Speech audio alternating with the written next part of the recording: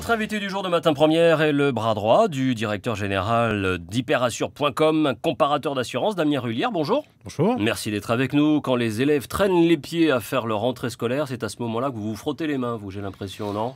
On se frotte pas forcément les mains, mais disons qu'il ne faut pas que les parents traînent des pieds à choisir une assurance scolaire, en tout cas. Que représente ce secteur, justement, dans votre activité de l'assurance scolaire en particulier? Ça représente quoi ? Alors, l'assurance scolaire, il faut savoir que c'est pour Hyperassure, mais pour le marché de l'assurance en général, c'est un produit à la durée de vie très courte, qui n'a une durée de vie un mois au moment de le choisir, et après 1 an le contrat. Voilà. D'accord, très bien. Ça représente une grosse activité. C'est quelque chose qui n'est pas obligatoire. On va en parler, on va un petit peu rentrer dans les détails. Après, chacun fera comme il veut, mais ça représente quelque chose, un pourcentage important dans votre CA ? Moins que l'auto, l'habitation, les gros produits. En tout cas, ça concerne 13 millions d'élèves. Ouais, quand même. Oui, c'est le nombre de familles que vous satisfaites. Hein, c'est à peu près... On aimerait satisfaire 13 millions de... Combien de familles vous satisfaites, justement Nous, c'est quelques milliers de cotations à cette période de la rentrée. Quoi. Ouais. Voilà. Comment travaille un comparateur d'assurance ? Est-ce que c'est la même technique, qu'on va dire, que le comparateur auto ou le comparateur d'hôtel Comment ça se passe ? Alors, c'est plus complexe que ça. Le comparateur d'assurance, ça va au-delà de la comparaison de prix qu'on pourrait trouver, par exemple, sur un comparateur de vol, où on trie par prix. Nous, ce qui est important, c'est qu'il y ait une notion de profil de l'assuré. Donc, il va rentrer ses données, les caractéristiques de sa voiture, mais si on parle d'assurance auto, ou les caractéristiques de sa maison pour l'assurance habitation, mais lui aussi en tant qu'assuré, s'il est tout seul, s'il a une famille, des enfants, quel est un peu son mode de vie. Et nous, à cela, on va apporter, si vous voulez, un résultat en fonction de son profil d'assuré. Et donc pas un résultat de prix. Non, le prix, c'est une des données, mais il y a aussi des garanties qui sont adaptées à son profil. Voilà pourquoi c'est plus personnalisé, c'est plus complexe. D'accord, donc quelque chose d'affiné. Ouais, exactement, affiné en fonction du profil. Mais géré par des ordinateurs ou par un conseiller Alors, on fait un appel à tous nos prestataires, à tous nos partenaires assureurs qui donnent une réponse en fonction du profil, un tarif et des garanties vraiment adaptées à la personne. C'est pas un algorithme pour 100 personnes, pour 1000, c'est vraiment pour l'internaute. Et ensuite, si l'internaute a besoin de plus d'informations, a besoin qu'on l'aiguille à choisir vraiment le contrat vraiment adapté à son profil et à son budget, bien sûr, chez Hyperassure, on a des conseillers par téléphone. D'accord. À quoi ça sert une assurance scolaire qui n'est pas obligatoire ? Alors finalement, à quoi ça sert ? Alors, l'assurance scolaire, elle sert à protéger l'enfant. Pas seulement quand il est responsable d'un accident, puisque là, finalement, la responsabilité civile du contrat habitation des parents peut couvrir, ouais. Mais quand il est victime. Quand il est victime d'un accident, là, pour le coup, il se retrouve finalement sans assurance. Et c'est là que l'assurance scolaire intervient. S'il est victime, il n'est pas couvert par par l'assurance des parents, de la famille, de l'habitation d'une façon générale. Voilà. Par exemple, lors d'une bagarre, il se fait casser ses lunettes. Ouais.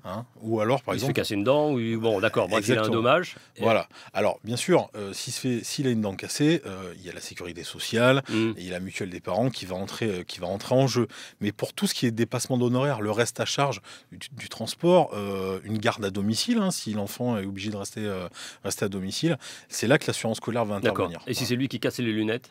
Alors celle-là, c'est la responsabilité civile. Donc là, il n'y a pas besoin de cette assurance scolaire. Mais elle est quand même incluse dans l'assurance scolaire. D'accord. Est-ce qu'elle est nécessaire pour des enfants qui font des sorties extrascolaires, vacances de neige ou je ne sais quoi ? Alors, est-ce que l'assurance traditionnelle couvre ce type de déplacement, de sortie, de musée, de chez... Alors l'assurance scolaire, elle ne sera pas obligatoire justement pour toutes les activités obligatoires, les cours, l'enseignement compris dans le programme, le sport compris dans le programme. Mais pour tout ce qui est facultatif, c'est-à-dire une sortie scolaire, les activités périscolaires, la garderie, la cantine, pour tout ça, même la cantine. Voilà, même la cantine. Donc ça concerne beaucoup d'élèves.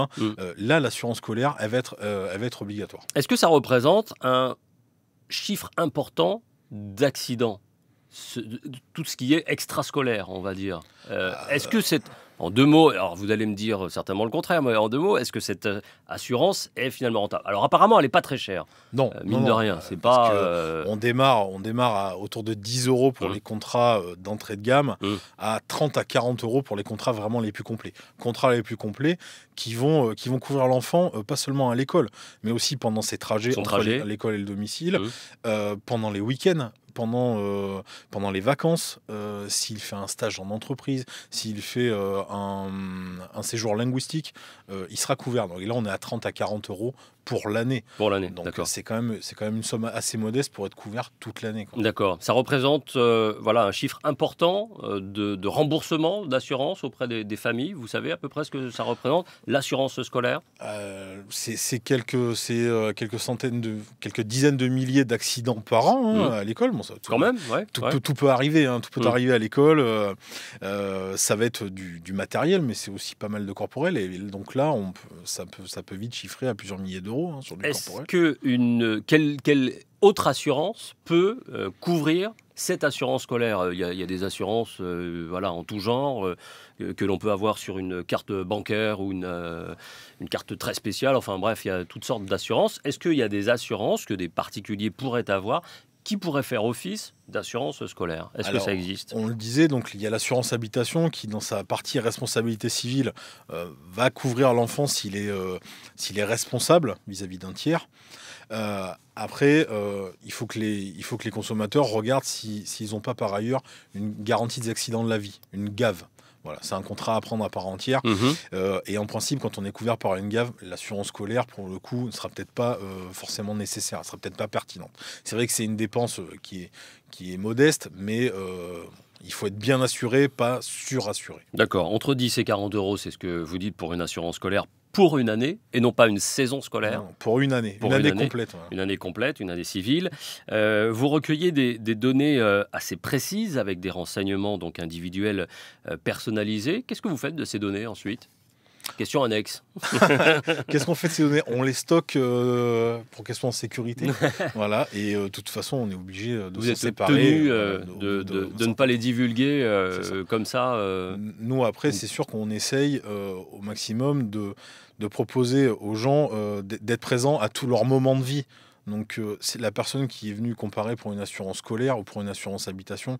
On se doute que peut-être qu'elle a une automobile. On va essayer de lui pousser une offre personnalisée pour sa voiture. Voilà. D'accord. Un comparateur qui a des partenaires, c'est normal? Alors oui, on est partenaire avec des assureurs. Mais c'est logique. Oui, mais en tout cas, on a nous... Déontologiquement? Ouais, on travaille avec eux. Oui. Voilà. Mais comme vous travaillez avec toutes les autres compagnies d'assurance, vous êtes censé faire un panel de propositions auprès des uns et des autres, mais que vous ayez déjà des partenaires privilégiés? Non, alors chez Hyperassure, il faut savoir que nous n'avons pas d'assureur à notre capital. Voilà. D'accord, bon, c'est déjà pas mal. Déjà, on est indépendant vis-à-vis de ça. C'est la moindre des choses. Ensuite, on a l'obligation, ça c'est une obligation légale, on n'a pas intérêt à pousser tel ou tel assureur. Voilà. Nous, quand on affiche les offres après comparaison, il y a un tri par défaut, un tri par prix, mais on n'a pas d'intérêt à pousser tel ou tel... Même si c'est votre partenaire affiché. Telle ou telle offre, on n'a pas le droit. D'accord. Voilà. Et puis, c'est une forme de transparence vis-à-vis aussi du consommateur. Voilà. Après, c'est à lui de faire le choix. C'est à lui de faire son choix. On va identifier l'offre la plus pertinente pour lui. D'accord. Mais pas forcément celle sur laquelle on sera le mieux rémunéré. Et ça, vous lui expliquez à ce particulier pourquoi c'est intéressant de prendre cette offre plutôt qu'une autre, qui peut paraître moins chère, mais celle-ci, voilà. Il y a une explication, c'est pas uniquement une relation numérique qui... Exactement, il y a une explication du comment on travaille, comment le comparateur travaille, et on lui explique aussi les garanties, pourquoi celles-ci sont peut-être plus utiles parce qu'il a des enfants, parce qu'il vit en maison plutôt qu'en appartement, voilà. Et puis en fonction de sa demande au niveau budget, on lui explique qu'il veut peut-être mieux rajouter 2-3 € de plus par mois et être couvert de façon plus importante. Cette assurance scolaire, est-ce qu'elle s'étend aux étudiants qui font des études supérieures? Est-ce que c'est la même chose?